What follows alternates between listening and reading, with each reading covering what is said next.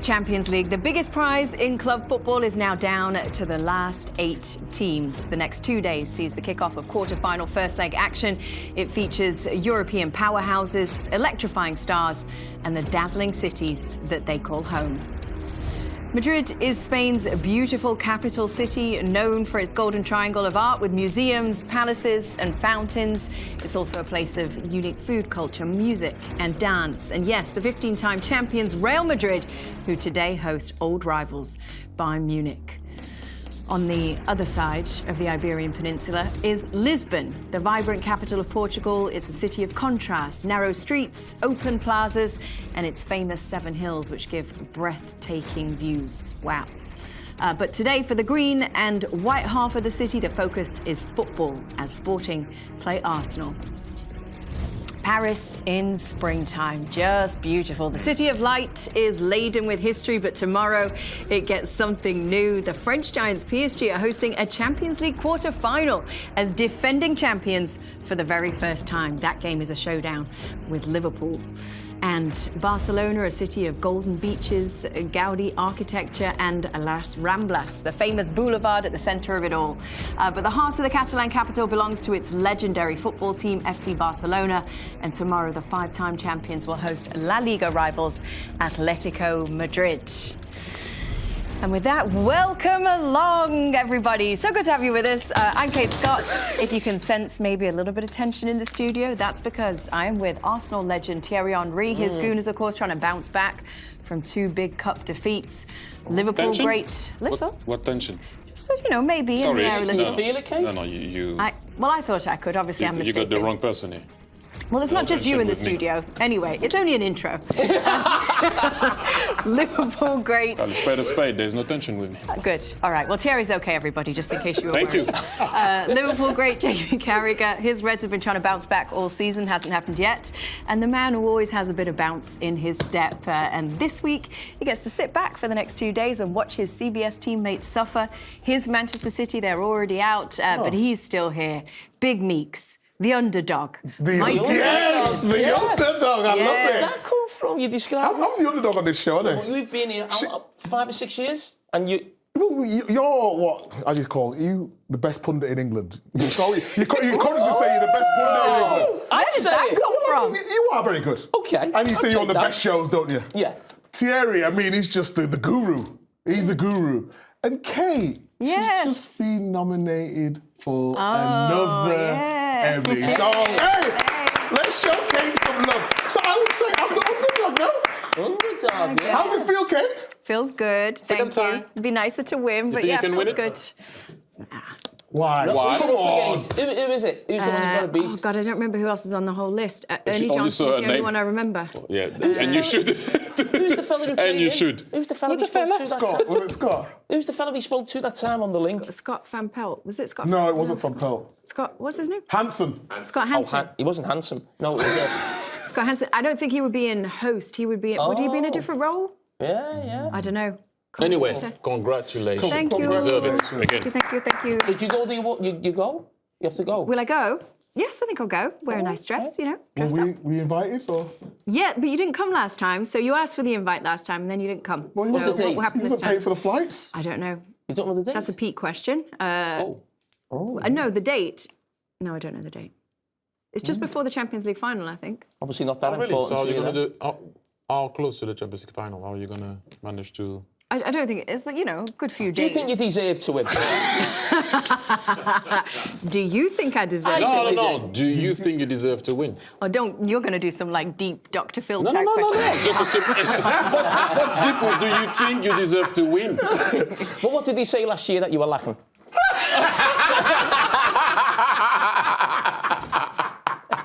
Yeah, they didn't give me that list.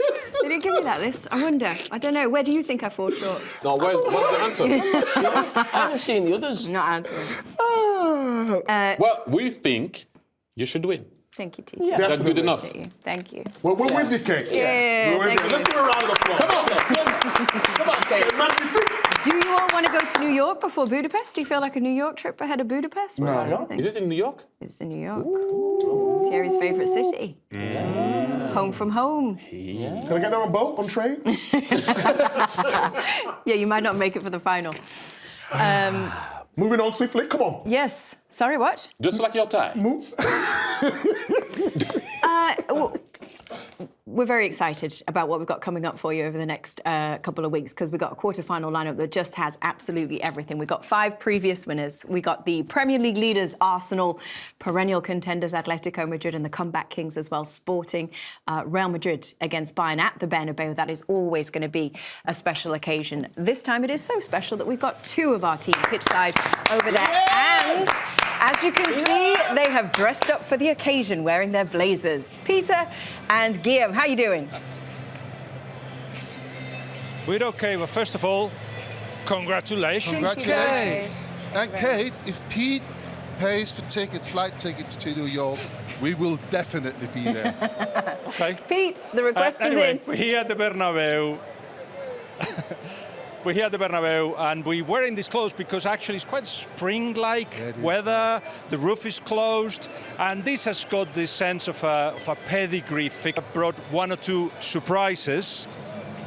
Starting with the home side, Real Madrid. Of course, Mbappé plays, but not Bellingham. He's not ready yet.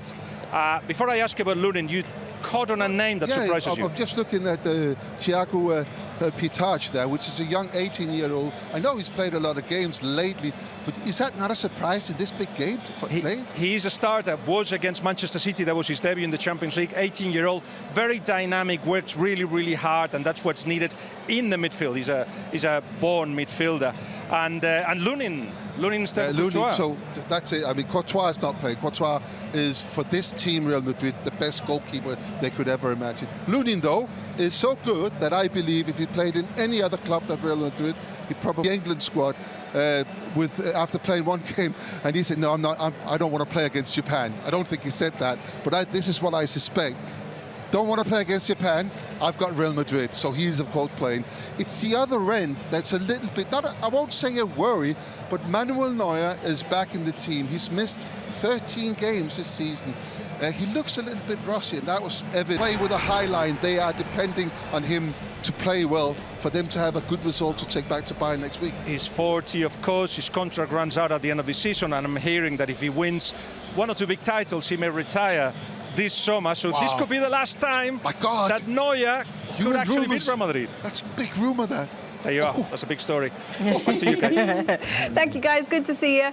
The other game, we've got the lineups for that one too, Sporting against Arsenal, which kicks off the same time. Let's take a look at that. Thierry, do you want to talk us through what we're seeing here for formations? I'm seeing it first time, I know, sorry. Gabriel, Saliba, White, obviously we know about Saka, Zubimendi, Odegaard. Ooh, okay, Trossard. Okay, on the other side, Araujo. I mean, you expect that from Sporting. Obviously, the change of Arsenal are because we know some players are missing. It goes with Trossard. No, nothing really that I'm too surprised with. You guys? No, nothing to get tense about, is there?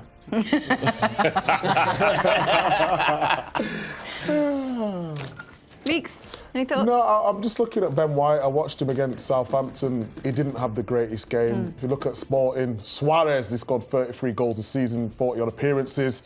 So a bit of firepower for them. But I expect Arsenal's team to be able to get a result tonight.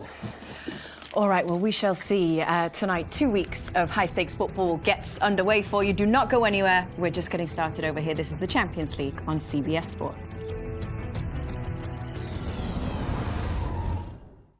Welcome back to London, everybody. Come on in. Come on in. This is a stacked quarter-final field we've got for you with 5 teams that finished in the top 8 of the league phase. Plus, we've got Real Madrid, PSG, and Atletico Madrid. Wow. They do all have serious ambitions to lift that trophy, of course, come end of the season. So what we're going to do here is talk about the likelihood of that for each of these teams. We're going to go around all the teams and give you a guide, basically, of what their strengths are and what their weaknesses are, pros and cons. We're going to start with Barcelona and Atletico. And Thierry, you're going to take us through. Yes, we're going to start with my old club and the pros, obviously, the attack. I mean, the way they attack as a team, starting from Joan Garcia, the defense, the midfield, any attackers, and obviously Lamine Yamal, that at times unstoppable. They just can outscore you in any way, especially when they play at the Camp Nou. the way they... I think for me, they are the best team going forward. Bayern come close to that, but they're the best team going forward. And then the eye line. But I need to explain to people that don't understand what we mean by the eye line. It's good to have an eye line. When your team is putting pressure, you need to make sure that the distances are right. But if the line of pressure, the first line of pressure has been beaten, or the second line of pressure has been beaten, and the guy on the ball has time to see and can pass the ball through, you can't carry on pushing. That's what we mean at that particular moment, doing the eye line. You cannot do that. And Atletico Madrid, home, is very different. When you play against Atletico Madrid, obviously, if you saw that they lost against Barcelona the weekend, playing with 10 men was a different game. They are very difficult to play against, especially when they play against Barcelona or big teams. But then, I know it's going to be a simple one, but away from home, they're not that great at all. And in Europe, if you don't manage to make sure that you don't concede a lot away from home before you bring the game back to your place, it can be a massive issue. OK, we're going to go next fixture. PSG, Liverpool, Micah, PSG. What we got? PSG, come on. Individual quality. Going forward, midfield, attack, brilliant. And Kate, they're the holders. They've got experience. Yeah. PSG winning the first Champions League. Fantastic. The cons, though. The cons, inconsistency. They've played a lot of football. Too much football, I would say. And then losing Donnarumma. They've not replaced the goalkeeper. Jamie, what you got for me, baby? Well, we've got cons for Liverpool. We're just going to do positives for Liverpool. Yeah. That's how pros and cons work. I wasn't sure there were too many pros, but Anfield, as we know, the best place in European football on the big night, especially in the second leg. So PSG better get something at home, otherwise they'll in for a scare at Anfield, I would say. And Champions League v Premier League form. This team is not equipped for the Premier League. I've told you that all season. In the Champions League, beating Real Madrid, beating Inter Milan away. Galatasaray, as I told all the Galatasaray fans, we were going to batter you, and we did. And the cons we have, out of possession. Liverpool without the ball are probably the worst team left in the Champions League right now. And that worries me greatly when they are coming up against PSG, who right now certainly have the best individuals in the Champions League right now. OK, let's talk about another quarter-final then. Sporting against Arsenal. Do I get Sporting? Micah, you get Sporting. Interesting. Yes. I think the pros would be their home form. No expectation. The underdog, like me, I'm the underdog in this show, and I've got, there's no pressure on me. TT, Carragher, you've got to perform. You're expected to perform. I'm like the little brother, so it's fine. The cons, I mean, they're the weakest team in the competition. They're up against some great European, but they've done really well to get here. But I think this is the end of the road for them. We'll give you Arsenal. TT. The Arsenal, yeah, we know already. Strong as a team, solid. I think for me that's the most solid team in the Champions League. And we already know set pieces, it is an advantage. I know a lot of people are crying about that. It's part of the game, and we are pretty good at it. But then for me, if that doesn't work at the top, then I don't think we are creating enough at times to be able to hurt teams. And that might be an issue. How about this one? Real Madrid against Bayern Munich. It's a beauty. You're going to take Real Madrid. Well, the pros of Real Madrid are the pros that we see every season for the last few years. It's Real Madrid. They believe they're going to win. They're not the best team in this Champions League. I think they haven't been the best team in a number of years in the Champions League, but they believe they can win no matter what. And Vinicius Jr. and Mbappe are two of the superstars of European football right now, world football. And for me, Vinicius Jr., I'll look at him later on as well, but for me, being one of the greatest players in the Champions League over the last 4 or 5 years. Cons, when I watch them as a team, I don't see a Champions League winning team. I don't see a great team put together by the coach in terms of Arbeloa. He's new to the job as well. He's an inexperienced coach. Beat Guardiola in the last round, of course. But, yeah, for me, still to be convinced. Micah, Bayern. Yes, go Bayern. Munchen. I would say they're the best balanced team, would you say? Can attack well, can defend well, got some superstars, Harry Kane, Olise, Diaz, young Leonard Carl as well. Oh, yeah. But I want to give the cons to team. Why? Oh. Because you talk too much. Oh my gosh. Okay. No. You know, recently I've seen Bayern play, and although you can put it also in the pros, but if you 2-0 down and you have to come back, or 1-0 down and you have to come back, so you can take it, as I said, put it in the pros as saying it's a good thing that you're always able to come back. But if you play against a big team and you're 2-0 down, I don't know if you're going to be able to come back. But we went into a very specific thing to find something that wasn't good with Bayern, because they are very, very, very good. Very good. Whoa. Very good, gents. Who performed the Enjoyed best? that. The underdog? You were good. Who called you All the right. underdog? You're tight. You're tight. You're tight. None of us have ever It moves too much. You're tight, perform the best. All right, everybody. So, Real Madrid, speaking of Real Madrid, they have no Thibaut Courtois in goal tonight. Star striker Kylian Mbappe, there returns after missing the round of 16. He is just one of the many stars who are getting set to play in Lisbon and in Madrid. We're going to be back in just a few. Well, last month it was so good to have Clint Dempsey with us here in the studio. He was here to talk about the Champions League, but mainly also to give shameless plugs for the new Paramount Plus multi-part docuseries about his life, which is called Micah.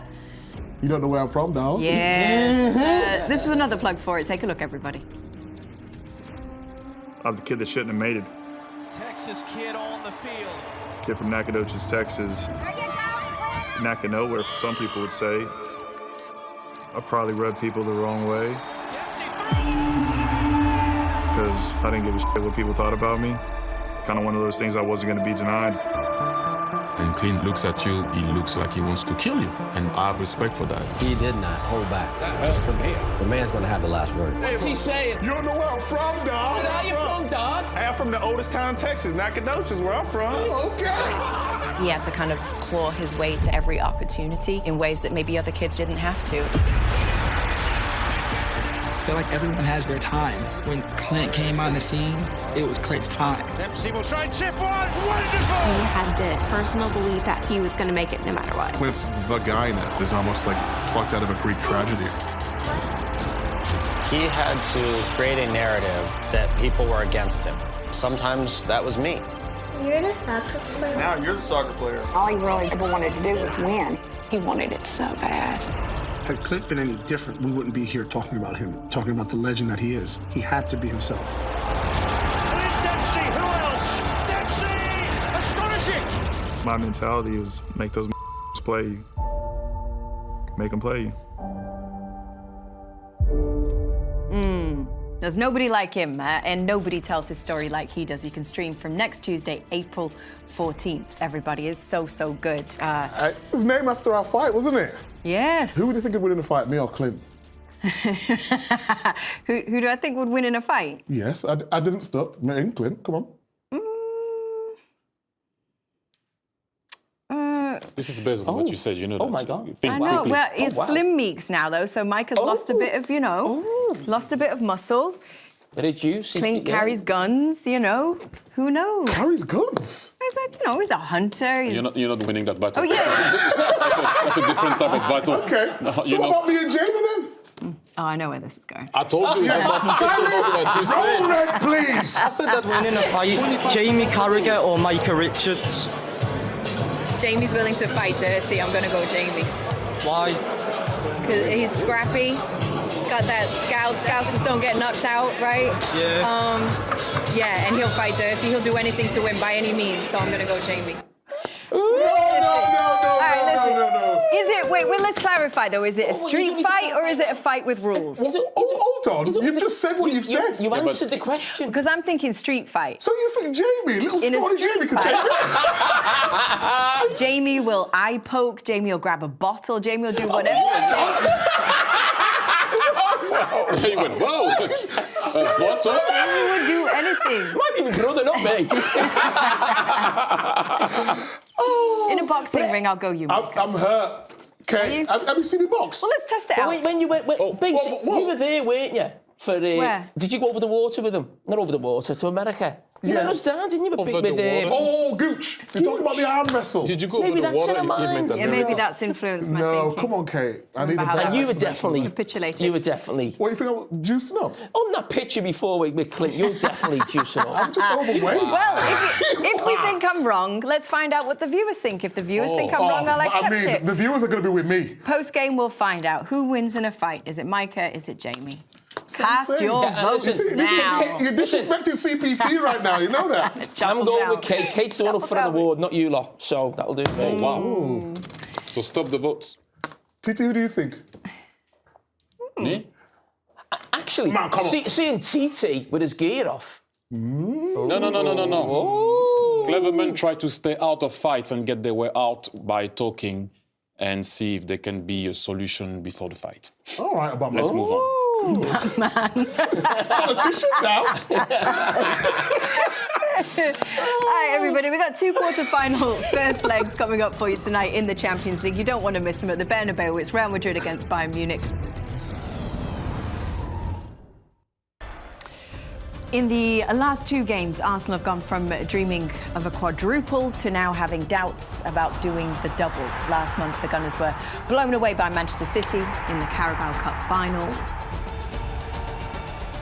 And then on Saturday, got even worse. They lost to second-tier Southampton. Shout out Southampton in the Saints. FA Cup. The Saints are marching in. So what does that mean? It means that 2 of the 4 trophies that they could potentially have won in that quadruple have now gone. There is kind of a sense that they've lost their heads have dropped a bit. Thierry, how damaging do you think those defeats will be moving Well, forward? we will see tonight and also after that in the league. Only they can answer what people are saying about the team, about the club, that they cannot go over the line. And ultimately, they have to prove people wrong. Like I said, I'm like St. Thomas. I believe in what I see. They show me that they can go over the line, then we're going to know what type of individuals they are in that team. And they'll go through in the game. But I almost feel tonight they need to send a message out to everybody. Because what they're in, the 2 competitions that they're out of, they're now the Champions League, and then the next game is the league. So the 4 competitions they were going for, we're in the middle of that, in a 4-game run, if you like. And they're in a position now where I think if Arsenal don't win the league this season, especially the Premier League, this will be remembered for an awfully long time. It's not just coming second to City 3 years ago or 2 years ago when people expected that. Arsenal have got the best squad. I think they've got the best team. And if they don't get over the line now, it will be described as a choke. They will have choked, basically, in the run-in. And there will be a real fear from Arsenal supporters, as I found out today when I spoke to somebody at the bank. I cancelled a couple of direct debits. What was his name? I'm not sure. But he then asked me, can I ask you a question? And straight away I knew he was an Arsenal fan. I went, you're an Arsenal fan, aren't you? He went, yeah. No other fan would do that. Because the fear with Arsenal fans right now is that everything's going to fall apart. That's normal for a football fan. I felt like I was a psychiatrist this morning. I was almost having to counsel him. Were you a voice of encouragement? Yeah, I was having to counsel him through. Dr. Phil. Everybody's like that now for Arsenal, which is understandable. The big worry is, are they like that inside the club right now? And the fact Mikel Arteta brought 11 players back from international duty, I've never heard of that in my life, tells me there is a real fear right through the inside of the club that they could blow this. It's a bit harsh, that, though, because they've only lost 2 games, that Jamie. Anyone could lose against Man City in a final. So they've lost 2 out of 2. And then they didn't have Rice there. They didn't have Timber. They had some players missing. They had them in the final, didn't they? Yeah, but come on. If you look at the whole picture, let's look at the whole picture. Arsenal have been really good in the Champions League. I take your point in terms of there's a nervousness within the Arsenal camp, especially if they were to lose tonight. But if you look at the whole season up to now, they've done ever so well. You know, we can't be judging Arsenal on 2 performances. Can I tell you when you judge teams, and I'm being deadly serious, right? You judge teams now. You know why? Because this is where the trophies get given out. So there's no point being good from August to April, and then you gather cups in May, okay? A famous book, actually, I'm a Liverpool writer. But gathering cups in May. Doesn't matter what you do. You've got to deliver in these moments. Yeah, if you don't, it doesn't matter. All the talk is They've now been amazing. They've been fantastic. They've been the best team. I've just said the best squad, the best team. But if they're not the best from now till the end of the season and they don't win anything, what is the point? But we've not seen that though yet. Do you believe me now? We're talking. Those guys are tense. Up till now. You know what I mean? Up till now, I've just said. Up till now. I've just said they've been fantastic. But for years now, they've basically lacked it in the final straight. The league at the end of the season, and we will see. We can talk. There's no need to talk this or that. People are getting tense, which I can understand because, as I said before, you haven't seen that team crossing the line. How important so it's normal that people are questioning a coach's leadership in a phase like this, where Jamie's saying this is the time that, you know, this is crunch time where the trophies are gathered. How important is the leadership coming from the manager? What about the players? Do you play, or is Mikel Arteta that's playing? So you think it's all on the players? Do you know the amount of time I went out of what the boss was asking me to do to try to win a game? That's about it. I'll leave you with that one. Well, I think we should leave with this one because we've mentioned Southampton. You know what we haven't mentioned? What? Our beloved producer, Matt. Yeah. Big fan of Southampton, lifetime fan. Do you want to give me his full name? We just said Matt. Matt Curtis? Yes. I think we should, Formerly of Setanta.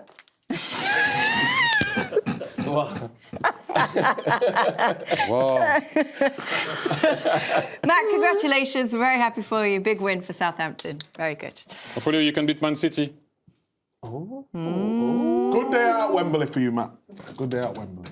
I have good memories with Southampton. Won the cup against them. 100 goal in the league. My first goal in the league. Oh, yeah. Since you talk about Southampton. Anyway, everybody, we've got some good games for you tonight. Real Madrid and Bayern Munich, between them, by the way, have won the European Cup, now the Champions League, 21 times when it comes to football. Both clubs are European royalty. They've got a long history of legendary players. We're going to talk about Real Madrid against Bayern Munich. That's after this break. Stay with us.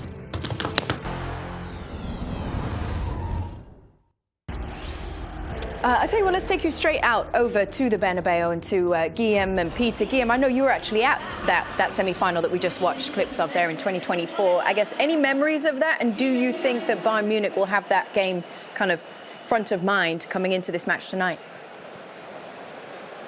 Well, let's have a look. So they haven't won in 9 against Real Madrid, 7 defeats and 2 draws. Kimmich has never beaten Real Madrid. And there is a bit of revenge here, but awe and admiration about Real Madrid. Uli Hoeneß says that Real Madrid is bigger than Bayern Munich. Oli Kahn says actually that they've got pictures in the toilet of the European Cup. Is that big?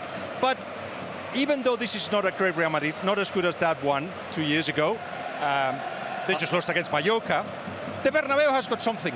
No, I get that. I get all of that. But this is a different Bayern team, and I think we have to focus on that. It's a very, very different Bayern team. Back then, there was so much trouble in the club. They have Vincent Kompany, the manager now. They absolutely love him. All the players' experience. He's brought young players. That may be true, Peter, but it's the Bernabeu. There's something about it. If we had someone who got an outstanding ovation at the Santiago Bernabeu on the 5th of November 2008. I've never played here. Played with Juventus. We got somebody. Ciao, guys. How did you manage? I don't know what's going on here with the How did you manage to get the Santiago Bernabeu giving you a standing ovation? I don't remember. I'm too old now.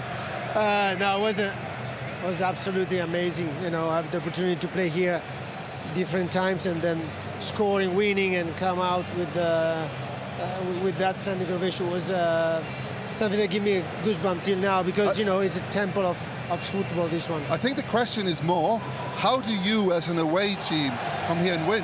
What do you have to do? Well, you need to disappear what is around you, because the stadium is very intimidating. The crowd is going to be loud tonight. They know that the Champions League, we're talking about Liga and the losses, but Champions League is still different for them. They won 15 times, so that's something that you need to be really in the zone, outside everything. The team, your teammates focus on something beauty. It's a beauty to play here. You need to feel it. You need to enjoy it, and to give all your best. Alessandro, 2008. You were 34. You actually managed to. Be quiet. One second. Alessandro, we have to address this elephant in the room.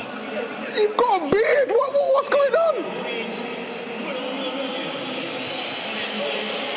Do you like it? Love it. Cool, eh? Oh, give me a kiss. Ooh. It's a good look. Let's see how it goes. Let's see how it goes. I mean, I feel mature for the beer. I don't know.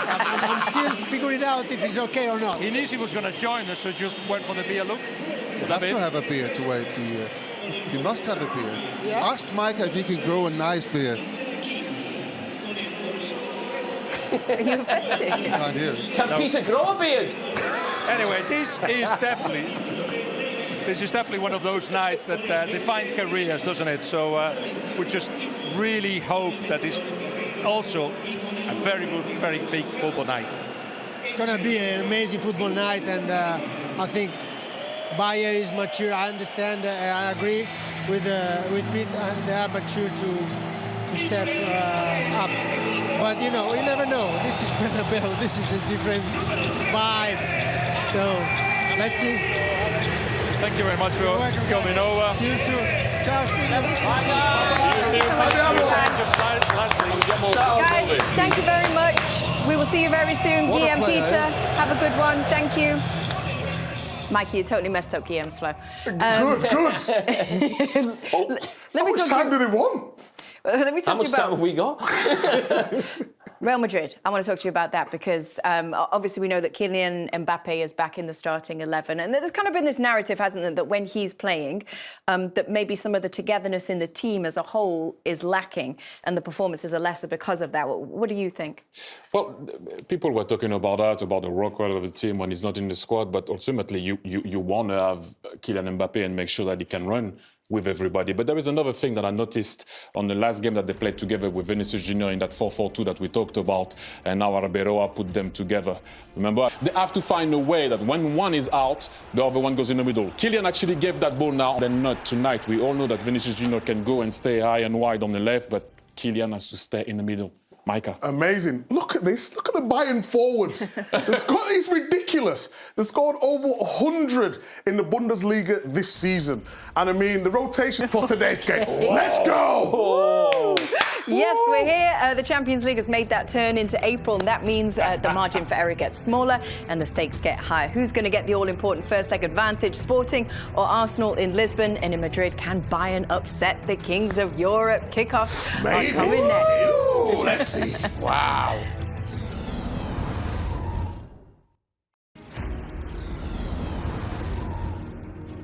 Hi everybody, good evening. Welcome to the Halftime Report presented by Heineken. Come on in and join us in London here. Kate, Thierry, Jamie and Micah. We're going to start off by talking about Real Madrid at home against Bayern Munich. It's halftime. The score is 1-0 to Bayern Munich. Jamie, let's take us through some of the highlights here.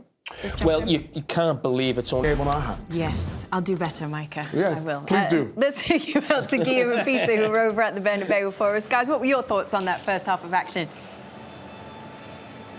Well, Kate, we knew that this was going to be the style of both sides. Perhaps we didn't know there were going to be so many chances and that Bayern would touch the ball in the box 25 times and Real Madrid only 15. But you have to say, Bayern have got so many layers that deserve I'm to be with there. Mike on that. It's an absolute privilege to watch Bayern play. They play so well, and to be here and watch it, it's fantastic. They are playing well, but, I mean, they're 1-0 up, and it's only fair that they're 1-0 up. But Real Madrid has had 3 big chances, and massive chances. And I said before the game, Neuer needs to get back into the groove. He was there. He made 3 big saves. It could have been 3-1, or actually 3-2, because Upamecano should have scored. But this is a fantastic game, and by no means is this game over. Real Madrid, with the space they have in behind that high line of Bayern, if they can take advantage of that in the second half, there are chances in this game. It's just that they had such an amazing bench, Bayern Munich, Kate.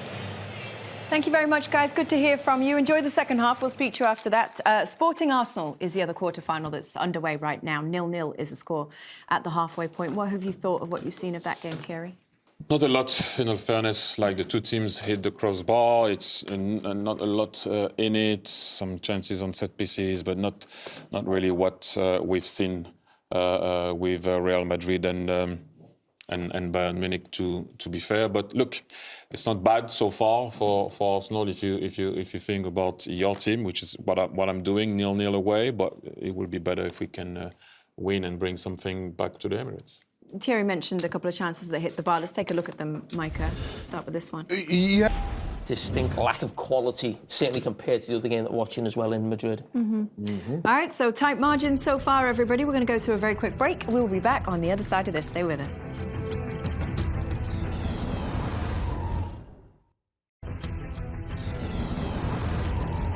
If you'd have listened in the meeting, bro.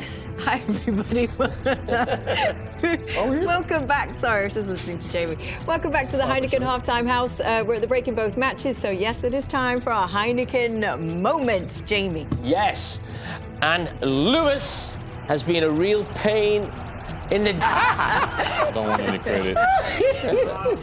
Oh, well. It was a late shout, wasn't it? It's the best we could conjure up. But you wrote it down. Well, I typed it. Oh, gosh. All right, well, what have you got? Come on, give us something. No, I don't do... Ad-lib, let's go. That'll get you the Emmy. Under no circumstances is the Heineken halftime moment getting us the Emmy. That's our first time Heineken, an unmissable moment. We'll see you after the break.